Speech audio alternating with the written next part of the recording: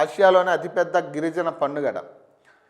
నేడు గద్దెలపైకి సారలమ్మలు. పగిడి పగిడిదరాజ్ గోవిందరాజట. రేపు సాయంత్రం రానున్న సమ్మక్కట.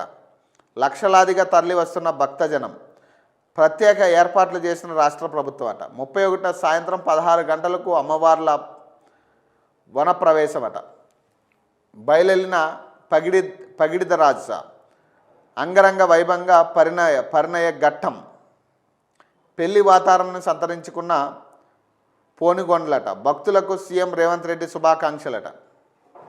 ఆసియాలోని అతిపెద్ద గిరిజన జాతర తెలంగాణ కుంభమేళగా పిలువబడే మేడారం మహాజాతర నేడు ప్రారంభం కానుంది. 2 ఏళ్లకోసారి జరిగే ఈ జాతర కోసం రాష్ట్ర ప్రభుత్వం ప్రత్యేక ఏర్పాట్లు చేసింది. తెలంగాణతో పాటే ఆంధ్రప్రదేశ్, మహారాష్ట్ర, ఛత్తీస్గఢ్, ఒడిశా రాష్ట్రాల నుంచి భక్తులు లక్షలాదిగా తరలివచ్చి వనదేవతలకు మొక్కులు చెల్లించుకుంటారు. నేడు సాయంత్రం 6 గంటలకు కన్నేపల్లి నుంచి పూజారులు సారలమ్మను, అలాగే కొండాయి నుంచి గోవిందరాజును, అలాగే పోనుగొండ్ల నుంచి పగిడిదరాజులను గద్దెలపైకి తీసుకురావడంతో జాతర ప్రారంభం కానుంది. రేపు సాయంత్రం 6 గంటలకు చిలకల గుట్ట నుంచి సమ్మక్క తల్లిని గద్దెపైకి తీసుకురావడంతో మొక్కులు మొదలవుతాయట.